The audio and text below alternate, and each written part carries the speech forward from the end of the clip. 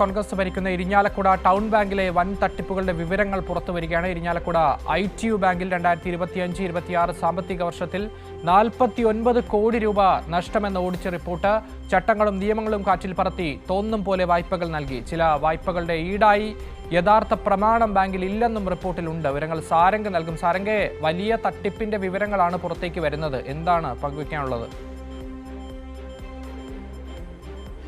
അക്ഷയ്, തീർച്ചയായും അങ്ങനെ തന്നെയാണ്. കഴിഞ്ഞ 36 വർഷമായി കോൺഗ്രസ് ഭരിച്ചിരുന്ന ഇരിഞ്ഞാലക്കുട ITU ബാങ്കിലാണ് ഇത്തരത്തിൽ വലിയ സാമ്പത്തിക ക്രമക്കേട് നടന്നിട്ടുള്ളത്. ഒടുവിൽ 2025-26 വർഷത്തെ സാമ്പത്തിക വർഷത്തെ ഓഡിറ്റ് റിപ്പോർട്ടാണ് ഇപ്പോൾ പുറത്തു വന്നിരിക്കുന്നത്. ഈ ഓഡിറ്റ് റിപ്പോർട്ട് പ്രകാരം ഏതാണ്ട് 49 കോടി രൂപയുടെ ക്രമക്കേട് അല്ലെങ്കിൽ നഷ്ടം ആ ബാങ്കിനുണ്ടായിട്ടുണ്ട് എന്നുള്ള വിവരമാണ് പുറത്തു വരുന്നത്. അതോടൊപ്പം തന്നെ അതായത് ചില വായ്പകൾക്ക് ഈടായിട്ട് യഥാർത്ഥ പ്രമാണങ്ങൾ ബാങ്കിലില്ല.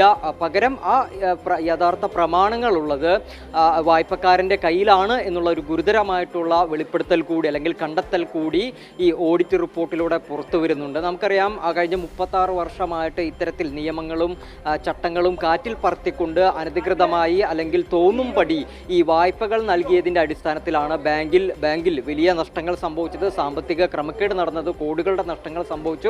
അതുമൂലം ബാങ്ക് നിയന്ത്രിച്ചിരുന്നത്, കഴിഞ്ഞ കുറേ മാസങ്ങളായി ബാങ്ക് നിയന്ത്രിച്ചു പോരുന്നത് RBI ആണ്. എന്നാൽ RBI ഇക്കാര്യത്തിൽ കർശനമായിട്ടുള്ള നിയന്ത്രണങ്ങളാണ് ഏർപ്പെടുത്തിയിരുന്നത്. അതായത് നിക്ഷേപങ്ങൾ സ്വീകരിക്കുന്നതിനും പിൻവലിക്കുന്നതിനും ശക്തമായിട്ടുള്ള നിയന്ത്രണങ്ങൾ RBI ഏർപ്പെടുത്തിയിരുന്നു. അതുകൊണ്ട് തന്നെ നിക്ഷേപകർക്ക് പണം പിൻവലിക്കാൻ കഴിയാതെ വലിയ പ്രതിസന്ധിയിലായിരുന്നു ഉണ്ടായിരുന്നത്. എന്തായാലും ഈ റിപ്പോർട്ട് തന്നെ നമുക്ക് മനസ്സിലാക്കാം അത്രമാത്രം കോടികളുടെ തട്ടിപ്പാണ് നടന്നത്. കേവലം 2025-26 വർഷം മാത്രം 49 കോടി രൂപയുടെ നഷ്ടം ഈ ബാങ്കിന് സംഭവിച്ചു എന്നുള്ള കാര്യമാണ്. എന്തായാലും ഇതിൻ്റെ ഭാഗമായിട്ട് കഴിഞ്ഞ കുറച്ച് ദിവസങ്ങളായിട്ട് ഈ നിക്ഷേപകർ ബാങ്കിന് മുന്നിൽ വലിയ പ്രതിഷേധങ്ങളും സമരങ്ങളും നടത്തിയിരുന്നു. എന്നിട്ടും ഇതൊക്കെ തന്നെ വെളുപ്പിച്ചെടുക്കാനുള്ള ശ്രമങ്ങളാണ് കോൺഗ്രസിൻ്റെയും ഭരണസമിതിയുടെയും നേതൃത്വത്തിൽ നടക്കുന്നത്. അക്ഷയ്, സാരംഗി, ഈ KPCC സെക്രട്ടറി MP ജാക്സൺ 36 വർഷം സെക്രട്ടറി ആയിരുന്ന സമയത്തല്ലേ ഇത്തരത്തിലൊരു ക്രമക്കേടുകളൊക്കെ പുറത്തു വന്നതും ബാങ്കിന്റെ പ്രവർത്തനം പ്രതിസന്ധിയിലായതും? ആ സാഹചര്യത്തിലല്ലേ ഈ RBI ബാങ്കിന്റെ നിയന്ത്രണം ഏറ്റെടുത്തതും?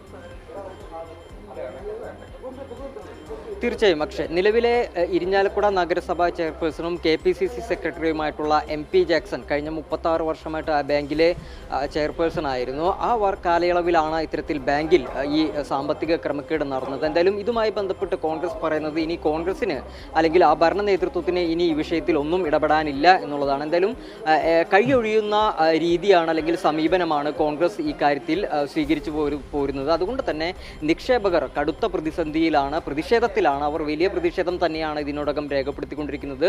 ഇന്ന് എന്തായാലും CPM ഏരിയ കമ്മിറ്റിയുടെ നേതൃത്വത്തിൽ ഈ ബാങ്കിന് മുന്നിൽ ഒരു വലിയ പ്രതിഷേധം നടക്കുന്നുണ്ട്. അക്ഷയ്, ശരി. സാരംഗാണ് തൃശ്ശൂരിൽ നിന്ന് വിവരങ്ങൾ നൽകിയത്.